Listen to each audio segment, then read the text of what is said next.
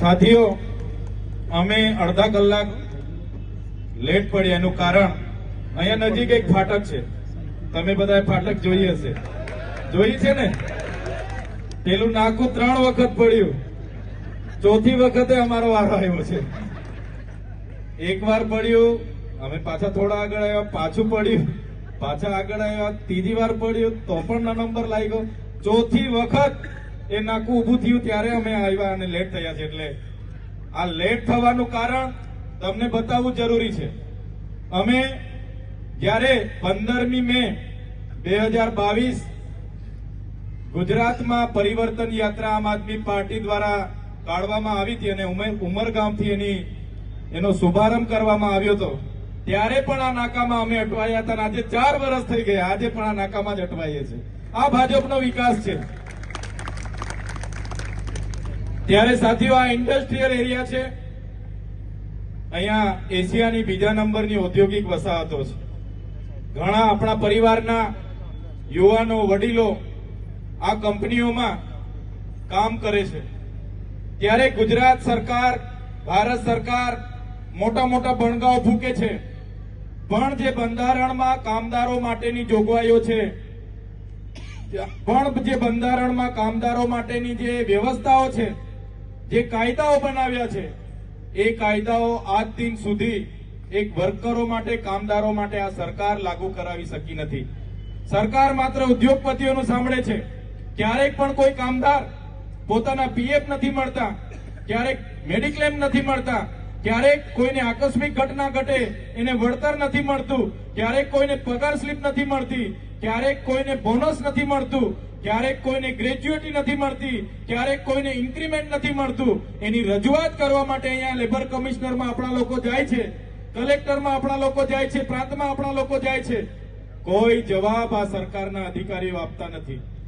આ બધા પ્રાવધાન બાબા સાહેબ આંબેડકરના સંવિધાનમાં કરેલા છે કે જ્યારે પણ કોઈ વર્કર કંપનીમાં કામે લાગે છે, પહેલા દિવસથી જ એને મિનિમમ વેજીસનો કાયદો 1948 અંતર્ગત જે પણ ધારાધોરણ મુજબ એને લઘુત્તમ વેતનદારો હોય એ પ્રકારે એને 8 કલાકના કામમાં શ્રમિક, કુશળ શ્રમિક અને બિન કુશળ શ્રમિક તરીકે 3 સ્લેબમાં એને એ મહેનતાણું આપવાની જોગવાઈ આ સરકારમાં કરી છે.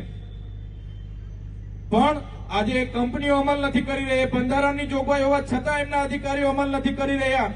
એમનું એસોસિએશન અમલ નથી કરી રહ્યું. એના કંપની કારખાનાના માલિકો અમલ નથી કરી રહ્યા. આજે કેટલી કંપનીમાં આપણા લોકો 10-10 વર્ષથી કામ કરે છે, 8-8, 10-10 વર્ષથી કામ કરે છે, હજુ પણ એમને પગાર સ્લીપો આપવામાં આવતી નથી. કેટલો પગાર છે એમને એ આપવામાં આવતું નથી. આજે સરકાર કહે છે કે અમે કામદારો માટે કામ કરીએ છીએ, પણ બંધારણમાં એની જોગવાઈ છે કોઈ પણ વર્કર કામ કરે એને 12% પીએફ એના પોતાના પગારમાંથી કપાય અને 12% પીએફ એ સામેની કંપનીએ જમા કરવાનું હોય અને એ 24% લેખે એ કામદારને મળવું જોઈએ. આજે 8-8, 10-10 વર્ષથી આપણા લોકો કામ કરે છે. પોતાનું પીએફ તો 12% કપાઈ જાય છે, પણ કંપનીનું પીએફ કપાતું નથી, એમને મળતું નથી. કંપનીની પીએફની બુક એમને આપવામાં આવતી નથી. કંપની સાથે પીએફની લિંક એમને જોડવામાં આવતા નથી. એ જ પ્રકારે બોનસની કાયદામાં જોગવાઈ છે 1948, 1965 જે પણ બોનસના કાયદા બન્યા છે એમાં 8.33% બોનસ આપવાનું દર વર્ષે. વાર્ષિક પેકેજના 8.33% બોનસ આ દિન સુધી આ કંપનીઓ આપણા વર્કરોને આપતી નથી. એ જ પ્રકારે તમે જોયું છે 8 કલાકનું વર્ક કરવાનું, પર ડે 8 કલાક, અઠવાડિયાના માત્ર 48 કલાક કામ કરવાનું હોય છે. છતાં આ કંપનીવાળાઓ આપણા લોકોને 8 કલાકની જગ્યાએ 12 કલાક કામ કરાવીને શોષણ કરે છે. એનું વળતર, એની ઓવરટાઈમ માટેની 2 ગણા રકમ આપવાની જોગવાઈ છે. છતાં કાયદાનું ઉલ્લંઘન કરીને કોઈ પણ કંપની એ આપણા વર્કરોને ઓવરટાઈમ માટે 2 ગણી રકમ ચૂકવતી નથી.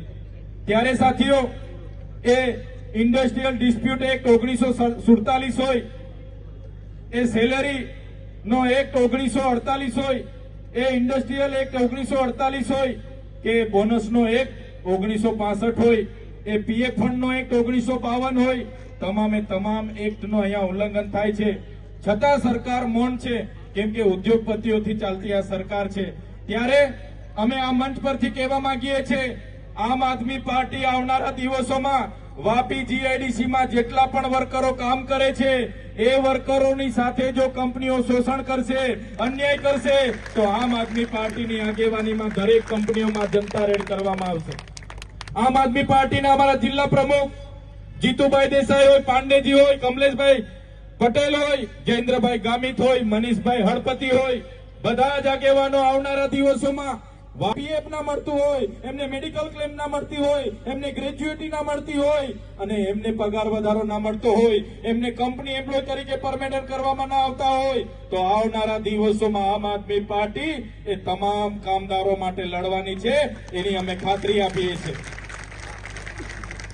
એ જ પ્રકારે સાથીઓ, હમણાં અમારા સાથી આગેવાનોએ જીગાભાઈ અમને આવેદન આપ્યું છે અને કહેવાયું છે આવેદનમાં કે આદિવાસી વિસ્તારના 11 જેટલા ગામોને આ મહાનગરપાલિકામાં સમાવેશ કરવાની તજવીજ ચાલે છે. ખૂબ વિરોધ છે આ ગામોનો, છતાં સરકાર આ મહાનગરપાલિકામાં એમના કેટલાક બિલ્ડરોના કહેવાથી, કેટલાક ઉદ્યોગપતિઓના કહેવાથી એમાં સમાવેશ કરવા માટે જબરજસ્તી ત્યાં મોકલે છે.